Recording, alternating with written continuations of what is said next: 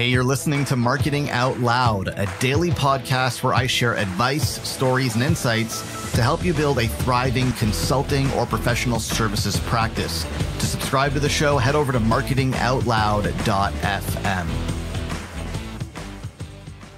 Here's the thing that I find that most consultants and most professional service providers struggle with when it comes to having sales conversations, when it comes to engaging buyers in a conversation that guides them towards the best course of action, the best possible outcome for them, and positions you as the trusted advisor and the one and only solution to help them achieve their goals and their outcomes. It has nothing to do with sales tactics. It has nothing to do with marketing in the conventional sense of the word. It has nothing to do with how you structure your conversations and what you say and when you say it. I mean, all of that is important, but that's not really where most people are struggling. Where they're struggling is in their leadership, where they're not showing up to these conversations. They're not showing up to these calls and to these meetings and serving from a place of leadership. They're showing up and they're just taking orders, and they're asking the client what the client wants, and they're presenting a proposal and presenting a price and saying, okay, well, here's how we can give you what you want, Mr. or Miss Client. That's not leadership. That's order taking. That's just collecting a bill and doing some work. And you can do that, and you can make a decent living doing that, a very good living, potentially, depending on how rare and scarce your expertise is. But that's not serving clients at the highest level. That's not serving clients the way that they want to be served. That's not doing your highest value work and making your highest value contribution. To make your highest value contribution, you got to be a leader first and a consultant or a service provider second. And you've got to be able to step into these conversations from a place of leadership where you are leading from the front, where you are engaging buyers in a conversation around their challenges, their pains, their problems, but also their goals, their desires, their future state, where they want to be, what success looks like. And you're helping them chart a path to getting to the place that they want to be. Way more complicated than taking an order. Way more complicated than just delivering a service. Emotionally, much more challenging. You have to invest in the conversation, invest in the relationship. And there's a number of reasons why people don't do this. One of them is that they're afraid that it's not going to be received well. Because a lot of times when you're having these conversations from a place of leadership, it goes in uncomfortable places, at least initially.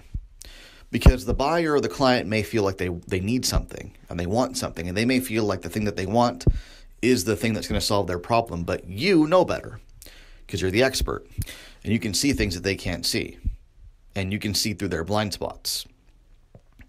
So being a leader would entail that you help the buyer see for themselves what they currently can't see through questioning, through the Socratic method, and through this journey of taking them from their current level of awareness to the level of awareness you need them to be at to effectively buy from you or to see the path forward.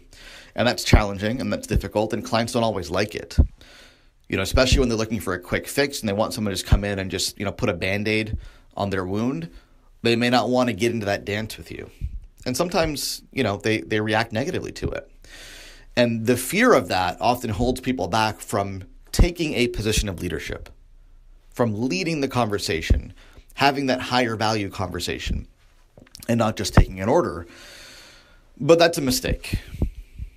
Because the truth is, the clients who are going to react negatively to you taking leadership on the call are exactly the kind of clients that you really don't want to be working with. Those aren't good clients. Those are clients who just want somebody to come in and just do a work, do a thing, deliver a project, deliver a thing, and just get on with it. And they're looking for somebody to do that at the lowest possible price with minimum headache. Not the best clients. The clients that you want are the clients who will appreciate your leadership in the conversation. They will appreciate that you're helping them see things that they didn't see before. They will not only appreciate the conversation, they will lean into the conversation. They will engage in the conversation. As soon as you take leadership and you start steering the conversation, they will realize this is an expert. This is not just a service provider. This is not just an order taker. This is not somebody who I can just tell them to do this thing and they will give me a price. This is an expert in every sense of the word. And they're going to follow your lead.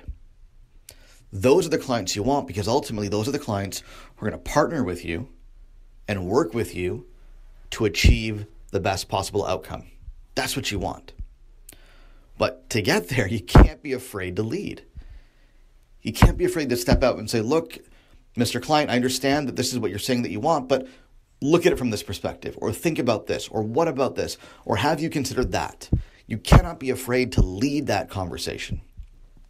One little stat that I'll leave you with to demonstrate the importance of this, there was a study done by the RAIN Group on the factors that differentiated winners of professional services sales versus the losers of those sales. And they actually interviewed the buyers, the decision makers, and they asked them to rank what winners did versus what losers did according to 42 different factors.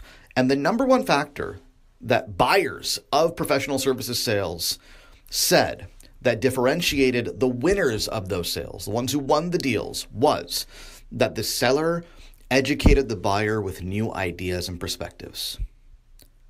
In layman's terms, they showed them what they didn't already know. They showed them things that they didn't know. They shifted their perspective. They shifted the way that they think about the problem.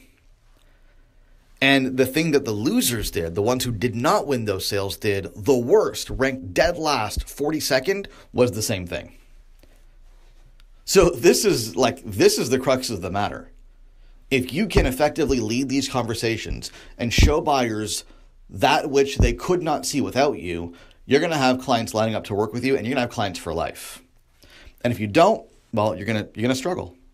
You're going to struggle to raise your prices, to attract clients, to maintain lasting client relationships, and to work with clients who are genuinely interested in getting results and working with the best possible solution, which could be you.